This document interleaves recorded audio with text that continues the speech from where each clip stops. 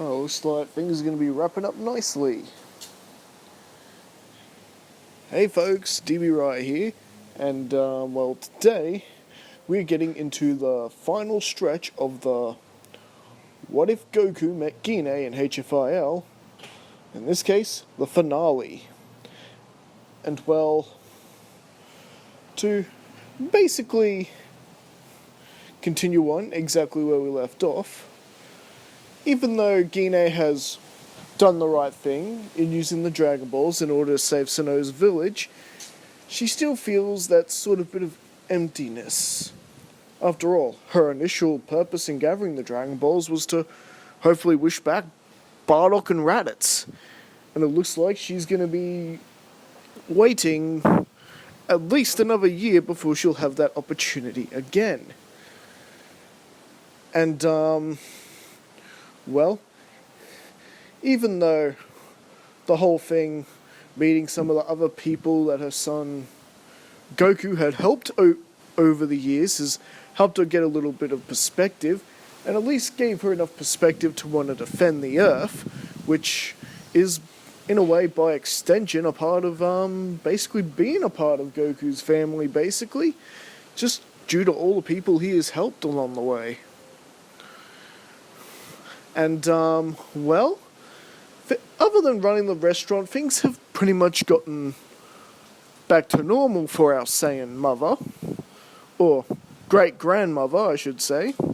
After all, she does have grandchildren, and now a great-grandchild in Pan. And, well,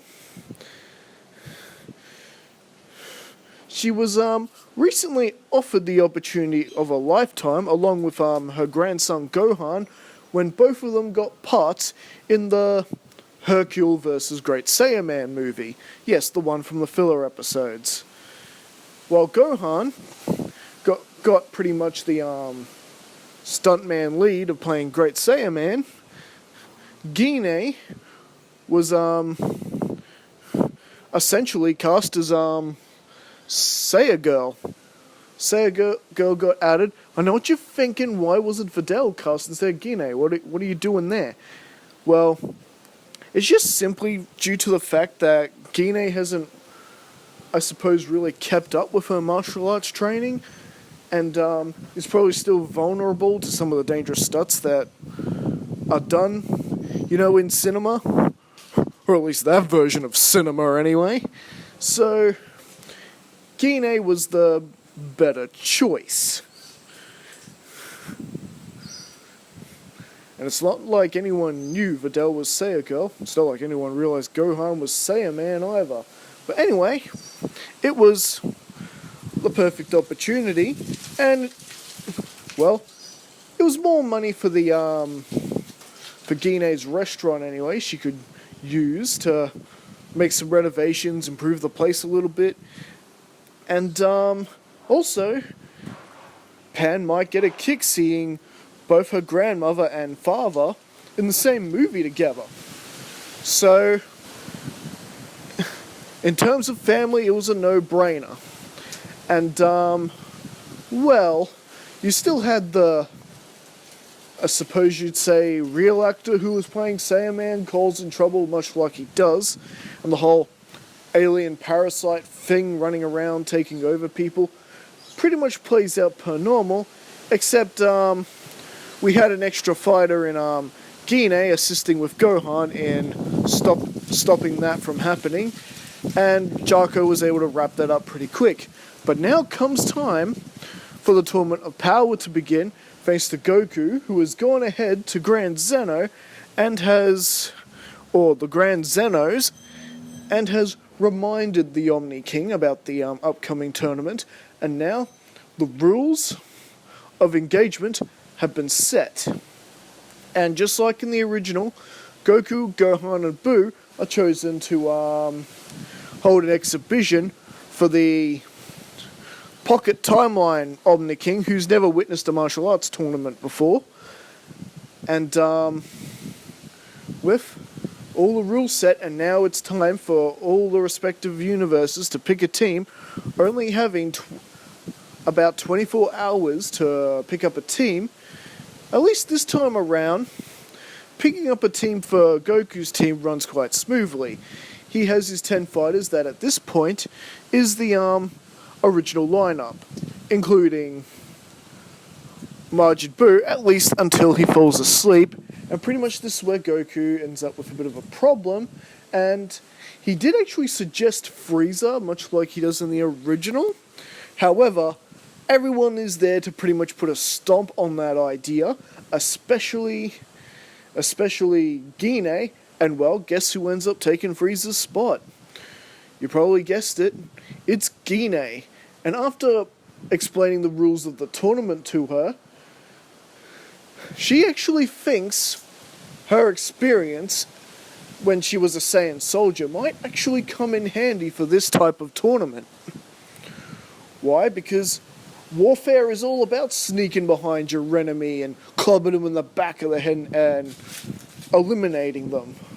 Except by eliminating, throwing them out a huge mountain terrain like arena. But you get the point. The type of battle is the kind of warfare she could maybe shine in, especially with her now quickly approaching the line of Super Saiyan 1. And so, essentially, yes, Gine is given the spot. Everyone, of course, finds out that the universe is at stake. If they lose, the universe goes bye-bye. And, well, other than Gohan, Gine was the other one to sort of find out about this. When she sort of overhears Goku and Gohan trying to be hush-hush about it. And, well, she gives Kakarot a certain look that only a mother can give her child, until both him and Gohan end up spilling the beans to her. Bottom line is, the tournament is set, and it is at its beginning. Now, through most of the tournament plays out like it does in the original. The huge difference is that Gine is really shining in this tournament. Even though she's not particularly powerful, and because she's quite used to keeping herself at a low power level, she's able to sneak up on various different opponents, setting traps for them, and eliminating them. So this is where Raditz gets that cautious, sneaky fighting style from. And, well, yes, she's using the terrain to her advantage. She knows when to lure people to her, when not to. And it's, for the most part, Gine was actually doing quite well until, she ends up one-on-one with, one of the Pride Troopers, particularly the purple rabbit speedy looking one. You know, the one that kind of looks like Beerus. I forget his name. Then Gine and him are going at it, and Gine's not doing very well against this enemy, at least not until she finally completely transforms into a full-fledged Super Saiyan level 1. In other words, not just the golden aura now, we've got the golden hair as well. I guess fighting the Mecha General White in the previous part managed to help her close that gap, so to speak. And the sudden surge of power takes Mr. Purple Speedy Rabbit Pride Patrol guy by surprise, when he just wasn't expecting that sudden upsurge of power, especially since she had been pretty much keeping her power level low, taking pot shots at everybody and sneak attacking everybody. He just wasn't expecting much of a fight with her once you actually got her in a one-on-one fight. And, well, surprise of his life, he's having to back off and regroup, and, well, essentially this is where we get the whole Master Roshi trapping people with the Mafuba, and essentially he tries to eliminate Frost with the same move, and Frost does the reversal, and Gine notices that she's essentially that Frost is aiming it at Vegeta, and well, Gine ends up pretty much getting in front of the Prince and taking the hit. I mean, Gine realizes, she's eliminated quite a lot of people. At this point, she has more than done her part. If she's eliminated, she's eliminated. The least she can do is make sure that Vegeta, one of their most prized fighters that they need in this tournament, is not thrown out. And, well, luckily for Gine, Vegeta starts wailing on Frost pretty much almost immediately, and is essentially... Gine is essentially spared from that fate anyway. And, well... And Frost somehow manages to get himself away from Vegeta. And, yeah. So then, Frost more or less tries to, take down Gohan, separating him from Piccolo, only even if momentarily. And, well, this is where Gine more or less decides she wants payback on Frost, and she hasn't remembered the dirty sort of tricks that he pulled during the Champa, not Champa, the Tournament of the Destroyer Brothers incident. Oh yes, just when Frost actually thought he was actually going to eliminate Gohan, actually learning to tap into his maximum power by himself, without Frieza's guidance, mind you, because Frieza isn't there. And, well, this is where Gine gets, essentially a hit on Frost, and, fires a, full-powered key attack, similar to the yellow sort of beam key attack that, Pan uses in Dragon Ball GT. A simple and easy attack that's powerful enough to send Frost out of the ring. Ah, you dare resort to such trickery, Saiyan, attacking me from behind like that? I'll see. This is your last day. Frost attempts to destroy Gine, even though he's been eliminated from the tournament. And, well, the two Omni Kings pretty much just erase Frost from his existence right then and there. And, things continue on to, in the tournament, much like it does per normal, and Gine is able to, eliminate a couple more people now and then, and just pretty much supporting the remaining fighters of Universe 7 as they need it, and including witnessing her son going, Ultra Instinct, and, well, this is where, Gine is actually protecting Goku from, being double-teamed by Caulifla and Kale.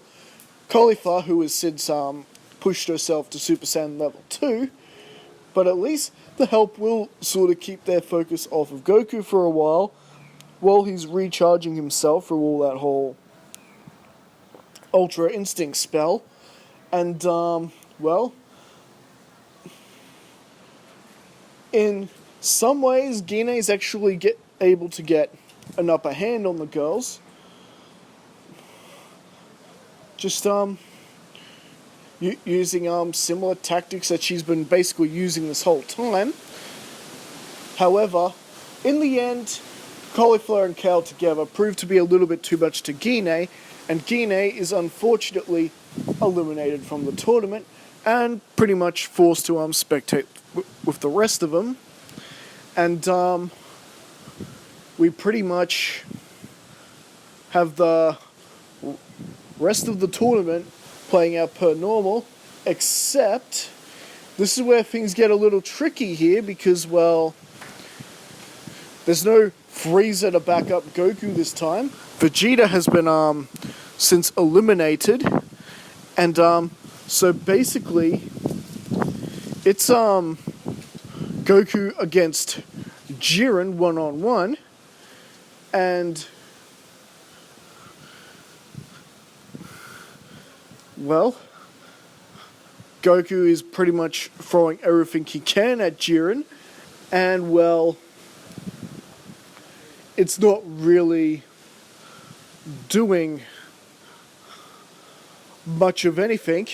But then, because pretty much he doesn't have any other choice, it's either this or it's doomed to Universe 7. Android 17 gets involved and pretty much provides the backup for Goku. Now, don't forget, 17 is quite formidable, and he had been training all this time to the point that he's managed to more or less keep up with Goku and the others.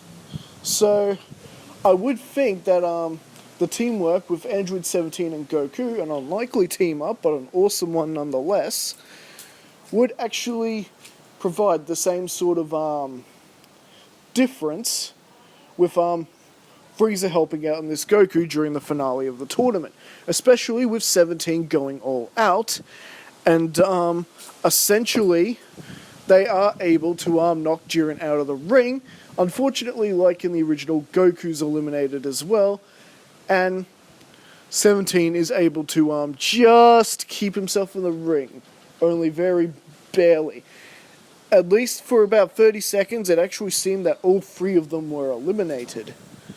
But no, 17 actually managed to hang in there, and the tournament ends just like it originally does, with 17 wishing for all the other universes to, not be erased.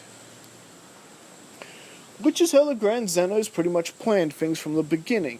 If someone made a selfish wish, the Grand Zenos would have just wiped out all the universes.